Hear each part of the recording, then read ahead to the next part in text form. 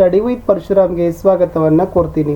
ವಿದ್ಯಾರ್ಥಿಗಳೇ, ಇವತ್ತು ಕರ್ನಾಟಕ ಶಾಲಾ ಪರೀಕ್ಷೆ ಮತ್ತು ಮೌಲ್ಯ ನಿರ್ಣಯ ಮಂಡಳಿ ಬೆಂಗಳೂರು ಅವರು ನಡೆಸಲಿರ್ತಕ್ಕಂಥ ಮಾರ್ಚ್ ತಿಂಗಳಿನಲ್ಲಿ 5ನೇ ತರಗತಿಯ ಮೌಲ್ಯಾಂಕನ ಪರೀಕ್ಷೆಯ ಪರಿಸರ ಅಧ್ಯಯನಕ್ಕೆ ಒಂದು ಮಾದರಿ ಪ್ರಶ್ನೋತ್ತರ ಪತ್ರಿಕೆಯನ್ನು ಬಿಡುಗಡೆಯನ್ನು ಮಾಡಿದ್ದಾರೆ. ಸೊ ಈಗಾಗಲೇ ನಾವು ಕನ್ನಡದಲ್ಲಿ ಕೀ ಉತ್ತರಗಳನ್ನು ನೋಡಿದ್ದೀವಿ. ಯಾರು ನೋಡಿಲ್ಲಲ್ಲ, ಇದೇ ವಿಡಿಯೋದ ಡಿಸ್ಕ್ರಿಪ್ಷನ್ ಬಾಕ್ಸ್ನಲ್ಲಿ ನಾವು 5 ಮತ್ತು 8ನೇ ತರಗತಿಯ ಮೌಲ್ಯಾಂಕನ ಪರೀಕ್ಷೆ 2023 ಅಂತ ಒಂದು ಪ್ಲೇಲಿಸ್ಟ್ ಲಿಂಕ್ ಅದ, ಅದನ್ನು ಒತ್ತಿದ್ರೆ ತಾವುಗಳು ನೋಡ್ತೀರಿ. ಸೊ ವಿಡಿಯೋವನ್ನು ಲೈಕ್, ಶೇರ್ ಹಾಗೂ ಸಬ್ಸ್ಕ್ರೈಬ್ ಮಾಡಲು ಮರೆಯದಿರಿ. ಕನ್ನಡ ವಿಡಿಯೋವನ್ನು ತಪ್ಪದೇ ನೋಡಿ ಅಂತ ಹೇಳ್ತಾ ಪರಿಸರ ಅಧ್ಯಯನದಲ್ಲಿನ ಕೀ ಉತ್ತರಗಳನ್ನು ನೋಡೋಣ. ಸೊ ಇದು 40 ಅಂಕಗಳ ಪರೀಕ್ಷೆ, 2 ಗಂಟೆ ಸಮಯದ ಪರೀಕ್ಷೆ ಆಗದ. ವಿದ್ಯಾರ್ಥಿಗಳು ಕೇವಲ ತಮ್ಮ ಹೆಸರು, ಸ್ಯಾಡ್ ಸಂಖ್ಯೆ ಬರೆದು ಸಹಿ ಮಾತ್ರ ಹಾಕತಕ್ಕದ್ದು. ಈ ಕೆಳಗಡೆ ಇರ್ತಕ್ಕಂಥ 2 ಭಾಗದಲ್ಲಿರ್ತಕ್ಕಂಥ ಜಾಗದಲ್ಲಿ ವಿದ್ಯಾರ್ಥಿಗಳು ಏನನ್ನೂ ಕೂಡ ಬರೆಯಕೂಡದು. ಇದು ಪ್ರಶ್ನೋತ್ತರ ಪತ್ರಿಕೆ. ಪ್ರಶ್ನೆಯ ಕೆಳಗಡೆ ಇರ್ತಕ್ಕಂಥ ಜಾಗದಲ್ಲಿ ಉತ್ತರವನ್ನು ಬರೆದು ಇದನ್ನು ಕೊಠಡಿ ಮೇಲ್ವಿಚಾರಕರಿಗೆ ಪರೀಕ್ಷೆಯ ನಂತರ ತಪ್ಪದೆ ಒಪ್ಪಿಸತಕ್ಕಂಥದ್ದು. ಇದನ್ನು ಕ್ಯಾರಿ ಮಾಡ್ಕೊಂಡು ಹೋಗೋಕ್ಕೆ ಅವಕಾಶ ಇಲ್ಲ, ತೆಗೆದುಕೊಂಡು ಹೋಗೋಕ್ಕೆ ಇದನ್ನು ಕೊಡಲೇಬೇಕು. ಪ್ರಶ್ನೋತ್ತರ ಪತ್ರಿಕೆ ಸೊ 2 ಭಾಗಗಳಿರ್ತವೆ. ಮೊದಲ ಭಾಗದಲ್ಲಿ ಬಹು ಆಯ್ಕೆ ಪ್ರಶ್ನೆಗಳು, 2ನೇ ಭಾಗದಲ್ಲಿ ವಿವರಣಾತ್ಮಕ ಪ್ರಶ್ನೆಗಳು. ಬಹು ಆಯ್ಕೆ ಪ್ರಶ್ನೆಗಳು ಒಟ್ಟು 1 ರಿಂದ 20 ಇರ್ತಾವ. ಸರಿಯಾದ ಉತ್ತರವನ್ನು ಅದರ ಕ್ರಮಾಕ್ಷರದೊಂದಿಗೆ ತಾವೇನು ಮಾಡಬೇಕು, ಕೆಳಗಡೆ ಇರ್ತಕ್ಕಂಥ ಜಾಗದಲ್ಲಿ ಚೌಕದಲ್ಲಿ ಕ್ರಮಾಕ್ಷರ ಹಾಕಿ ಮುಂದೆ ಇರ್ತಕ್ಕಂಥ ಜಾಗದಲ್ಲಿ ಅದರ ಉತ್ತರವನ್ನು ಪೂರ್ಣವಾಗಿ ಬರಿಬೇಕು.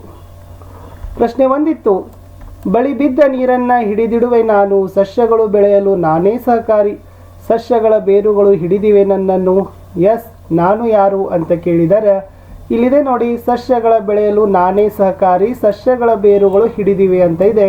ಹಾಗಾದರೆ ಸಸ್ಯದ ಬೇರುಗಳು ಎಲ್ಲಿರ್ತಾವಪ್ಪ ಅಂದರೆ ಮಣ್ಣಿನಲ್ಲಿ ಇರ್ತಾವ. ಸೊ ಆಯ್ಕೆ ಬಿ, ಮಣ್ಣು ಅಂತಕ್ಕಂಥದ್ದು ಸರಿಯಾದ ಉತ್ತರ ಆಗ್ತದೆ. ಮುಂದಿನ ಪ್ರಶ್ನೆ, ತುಮಕೂರು ಜಿಲ್ಲೆಯ ಪ್ರಮುಖ ಬೆಳೆ ಕೇಳಿದ್ದಾರೆ. ತಮಗೆ ಗೊತ್ತಿದೆ, ತುಮಕೂರು ಜಿಲ್ಲೆಯಲ್ಲಿ ತೆಂಗು ಅಂತಕ್ಕಂಥದ್ದು ಪ್ರಸಿದ್ಧದ. ಆಯ್ಕೆ ಸಿ, ತೆಂಗು ಅಂತಕ್ಕಂಥದ್ದು ಸರಿ ಉತ್ತರ. ಪ್ರಶ್ನೆ 3, ಇವುಗಳಲ್ಲಿ ನೀರಾವರಿ ಕೃಷಿ ಬಗ್ಗೆ ಸರಿಯಾದ ಹೇಳಿಕೆ ಯಾವುದು ಅಂತ ಕೇಳಿದ್ದಾರೆ. ಇಲ್ಲಿ ಕೆರೆ, ಬಾವಿ, ಕಾಲುವೆ, ನದಿ ನೀರು ಬಳಸಿ ಕೃಷಿ ಮಾಡುವುದೇ ನೀರಾವರಿ ಕೃಷಿ ಅಂತೀವಿ. ಆಯ್ಕೆ ಬಿ ಸರಿಯಾದ ಉತ್ತರ ಅದ. ಮುಂದಿನ ಪ್ರಶ್ನೆ ಇತ್ತು ವಿದ್ಯಾರ್ಥಿಗಳೇ, ಈ ಚಿತ್ರದಲ್ಲಿರುವ ಕೃಷಿ ಉಪಕರಣದ ಉಪಯೋಗವನ್ನು ತಿಳಿಸಿ ಅಂತ ಕೇಳಿದ್ದಾರೆ. ಸರಿಯಾದ ಉತ್ತರ ಭೂಮಿಯನ್ನು ಉಳುವುದು, ಅದು ಉಳುಮೆ ಇದೆ ಅಂತಕ್ಕಂಥದ್ದು. ಆಯ್ಕೆ ಎ ಸರಿಯಾದ ಉತ್ತರ. ಪ್ರಶ್ನೆ 5, ಇದು ವ್ಯವಸ್ಥೆಯಾಗಿದೆ. ಮಳೆ ರೂಪದಲ್ಲಿ ಅಂತಂದ್ರೆ ಏನಾಗ್ತದೆ, ಅದು ತುಂತುರು ನೀರಾವರಿ ಪದ್ಧತಿ ಆಗ್ತದೆ. ಆಯ್ಕೆ ಸಿ ಸರಿಯಾದ ಉತ್ತರ ಆಗ್ತದೆ. ಇವುಗಳಲ್ಲಿ ಪ್ರಾಣಿಜನ್ಯ ಆಹಾರ ಅಂತ ಕೇಳಿದ್ದಾರೆ. ಪ್ರಾಣಿಗಳಿಂದ ನಮಗೆ ಸಿಗ್ತಕ್ಕಂಥದ್ದು ತುಪ್ಪ. ಸೊ ಆಯ್ಕೆ ಬಿ ಸರಿಯಾದ ಉತ್ತರ. ವ್ಯವಸಾಯದಲ್ಲಿ ಇತ್ತೀಚೆಗೆ ಸಿರಿಧಾನ್ಯಗಳನ್ನು ಹೆಚ್ಚಾಗಿ ಬೆಳೆಯಲು ಪ್ರೋತ್ಸಾಹಿಸುತ್ತಿದ್ದಾರೆ. ಇದಕ್ಕೆ ಸಂಬಂಧಿಸಿದಂತೆ ಸರಿಯಾದ ಹೇಳಿಕೆ ಅಂತ ಕೇಳಿದರೆ, ಸಿರಿಧಾನ್ಯಗಳನ್ನು ಹೆಚ್ಚು ಬೆಳೆಯಲು ಪ್ರೋತ್ಸಾಹವನ್ನು ಮಾಡ್ತಕ್ಕಂಥದ್ದು ಏಕೆ ಅಂತ ಕೇಳಿದರೆ ಆಯ್ಕೆ ಸಿ, ಹೆಚ್ಚು ಪೋಷಕಾಂಶಗಳನ್ನು ಹೊಂದಿದೆ ಅಂತಕ್ಕಂಥ ಆಯ್ಕೆ ಸರಿಯಾಗಿದೆ. 8ನೇ ಪ್ರಶ್ನೆ, ವೈದ್ಯರು ಒಂದು ಮಗುವಿಗೆ ರೋಗ ನಿರೋಧಕ ಶಕ್ತಿ ಕಡಿಮೆ ಇದೆ ಅಂತ ತಿಳಿಸ್ತಾರೆ. ಹಾಗಾದರೆ ಆ ಮಗು ರೋಗ ನಿರೋಧಕ ಶಕ್ತಿ ಹೆಚ್ಚಿಸಲು ಅಧಿಕವಾಗಿ ತೆಗೆದುಕೊಳ್ಳುವಂತೆ ವೈದ್ಯರು ಸೂಚಿಸುವ ಆಹಾರ ಪದಾರ್ಥಗಳು ಯಾವುವು? ಸರಿಯಾದ ಉತ್ತರ ಹಣ್ಣು ಮತ್ತು ತರಕಾರಿಗಳು ಅಂತ ಆಯ್ಕೆ ಸರಿಯಾದ ಉತ್ತರ ಆಗ್ತದೆ. ಪ್ರಶ್ನೆ 9, ಕರಿದ ತಿಂಡಿಗಳನ್ನು ಹೆಚ್ಚಾಗಿ ತಿನ್ನಬಾರದು ಎಂದು ಸಲಹೆ ನೀಡಲು ಅದರಲ್ಲಿ ಈ ಕೆಳಗಿನ ಅಂಶ ಹೆಚ್ಚಾಗಿರುವುದೇ ಕಾರಣ ಅಂತ ಹೇಳ್ತಾರೆ. ಕರಿದ ತಿಂಡಿಗಳಲ್ಲಿ ಹೆಚ್ಚಾಗಿ ಏನಿರ್ತದಂದ್ರೆ ಲಿಪಿಡ್ಗಳಿರ್ತಾವ. ಸೊ ಅದು ಸರಿಯಾಗಿರ್ತಕ್ಕಂಥ ಉತ್ತರ ಆಯ್ಕೆ ಎ. ಪ್ರಶ್ನೆ 10, ಪೆನ್ಸಿಲ್ ಬರವಣಿಗೆಯನ್ನು ಅಳಿಸುವ ರಬ್ಬರ್ ಮತ್ತು ಮರದ ಒಂದು ತುಂಡನ್ನು ಮುಟ್ಟಿದಾಗ ಆಗುವ ಅನುಭವ ಏನು? ರಬ್ಬರ್ ಮತ್ತು ಮರದ ತುಂಡನ್ನು ನಾವೇನು ಮಾಡ್ತೀವಿ, ಮುಟ್ತೀವಿ. ಅದರಲ್ಲಿ ಆಯ್ಕೆ ಎ ಅಂತಕ್ಕಂಥದ್ದು ಸರಿಯಾದ ಉತ್ತರ ಇದೆ. ಅಂದರೆ ರಬ್ಬರ್ ಬಹಳಷ್ಟು ಮೃದು ಇರ್ತದ, ಸ್ಪಂಜಿ ಇರ್ತದ. ನೆಕ್ಸ್ಟ್ ಮರದ ತುಂಡು ಬಹಳಷ್ಟು ಏನಾಗಿರ್ತದ, ಹಾರ್ಡ್ ಇರ್ತದ, ಗಟ್ಟಿ ಇರ್ತದ. 11, ಈ ಹೇಳಿಕೆಗಳಲ್ಲಿ ಇದು ದ್ರವ್ಯದ ಲಕ್ಷಣವಲ್ಲ ಅಂತ ಕೇಳಿದ್ದಾರೆ. 11ರಲ್ಲಿರ್ತಕ್ಕಂಥ ಸರಿಯಾದ ಉತ್ತರ ದೊಡ್ಡ ಕಣಗಳಿಂದಾಗಿದೆ ಅಂತಕ್ಕಂಥ ಡಿ ಆಪ್ಷನ್ ಸರಿಯಾದ ಉತ್ತರ ಇದೆ. 12, ಒಂದು ಬಿಕರಿನಲ್ಲಿ ನಿರ್ದಿಷ್ಟ ಎತ್ತರದವರೆಗೆ ನೀರು ತುಂಬಿ ಆ ಬೀಕರನ್ನು ಫ್ರೀಜರ್ನಲ್ಲಿಟ್ಟು ನೀರನ್ನು ಮಂಜುಗಡ್ಡೆ ಮಾಡಲಾಗಿದೆ. ಇದಕ್ಕೆ ಸಂಬಂಧಿಸಿದಂತೆ ಸರಿಯಾದ ಹೇಳಿಕೆಯನ್ನು ಕೇಳಿದ್ದಾರೆ. 12ರಲ್ಲಿ ಸರಿಯಾದ ಉತ್ತರ ಆಯ್ಕೆ ಎ ಬರ್ತದ. ಮಂಜುಗಡ್ಡೆ ಬಿಕರಿನಲ್ಲಿನ ನಿರ್ದಿಷ್ಟ ಎತ್ತರದವರೆಗೆ ಇದೆ ಅಂತಕ್ಕಂಥ ಆಯ್ಕೆ ಸರಿಯಾದ ಉತ್ತರ. ಪ್ರಶ್ನೆ 13.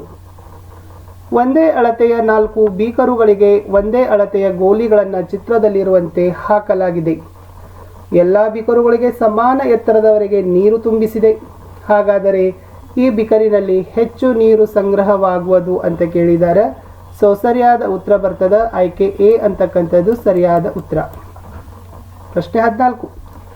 ಇವುಗಳಲ್ಲಿ ದ್ರವ್ಯಗಳ ಸ್ಥಿತಿಗಳನ್ನು ಆಧರಿಸಿ ಗುಂಪಿಗೆ ಸೇರದ ವಸ್ತು ಕೇಳಿದ್ದಾರೆ. ದ್ರವ್ಯದ ಸ್ಥಿತಿ ಅಲ್ಲಿ ಗಮನದಲ್ಲಿ ಇಟ್ಕೊಳ್ಬೇಕು. ಸೊ ಆವಾಗ 14ರ ಉತ್ತರ ಡಿ ಹಾಲು ಅಂತಕ್ಕಂಥದ್ದು ಆಗ್ತದೆ. ಎಲ್ಲ ಘನಗಳೇ ಇದ್ದಾವೆ, ಮರ, ಕಲ್ಲು, ಮಣ್ಣು. ಹಾಲು ಮಾತ್ರ ದ್ರವ ಸ್ಥಿತಿ. 15ನೇ ಪ್ರಶ್ನೆ. ಒಂದು ಲೋಟದಲ್ಲಿ ಮಂಜುಗಡ್ಡೆ ಇಟ್ಟಾಗ ಲೋಟದ ಹೊರಭಾಗದಲ್ಲಿ ನೀರಿನ ಹನಿಗಳು ಕಾಣಿಸುತ್ತವೆ. ಎಸ್, ಇದಕ್ಕೆ ಕಾರಣ ಕೇಳಿದ್ರು. ಆಯ್ಕೆ ಎ ಗಾಳಿಯಲ್ಲಿನ ನೀರಾವಿ ತಂಪಾಗಿ ಸಂಗ್ರಹವಾಗಿದೆ ಅಂತಕ್ಕಂಥದ್ದು ಸರಿ ಉತ್ತರ. ಕರ್ನಾಟಕ ಭಾರತದ ನಕ್ಷೆಯಲ್ಲಿ ಈ ದಿಕ್ಕಿನಲ್ಲಿದೆ ಅಂತ ಕೇಳಿದರೆ ಸೊ ದಕ್ಷಿಣ ದಿಕ್ಕಿನಲ್ಲಿದೆ. 16ರಲ್ಲಿ ಬಿ ಸರಿಯಾದ ಉತ್ತರ. ಮರಾಠಿ ಭಾಷೆಯನ್ನೇ ಹೆಚ್ಚಾಗಿ ಮಾತನಾಡುವ ಜನರಿರುವ ಕರ್ನಾಟಕದ ನೆರೆಯ ರಾಜ್ಯ ಕೇಳಿದರೆ ಸೊ ಹೆಚ್ಚಾಗಿ ಮಾತನಾಡ್ತಾರೆ ಅಂದರೆ ಅದು ಮಹಾರಾಷ್ಟ್ರದಲ್ಲಿ. ಸೊ ಆಯ್ಕೆ ಡಿ ಸರಿಯಾದ ಉತ್ತರ. ಭಾರತದ ನೆರೆಯ ರಾಷ್ಟ್ರಗಳ ಗುಂಪು ಕೇಳಿದ್ದಾರೆ. ನೋಡಿ, ಜಪಾನ್ ಬರಲ್ಲ, ಕೆನಡಾ ಬರಲ್ಲ, ಅಮೇರಿಕಾನೂ ಇಲ್ಲ.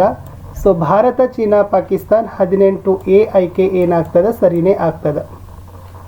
ಭಾರತದ ನಕ್ಷೆಯಲ್ಲಿ ಪಶ್ಚಿಮ ದಿಕ್ಕಿಗಿರುವ ಜಲರಾಶಿ ಕೇಳಿದ್ದಾರೆ. ಎಸ್, ಪಶ್ಚಿಮದಲ್ಲಿ ಇರ್ತಕ್ಕಂಥದ್ದು ಯಾವುದಪ್ಪ ಅಂತಂದ್ರೆ ಅದು ಅರಬ್ಬಿ ಸಮುದ್ರ ಅಂತಕ್ಕಂಥದ್ದು ಸರಿಯಾದ ಉತ್ತರ.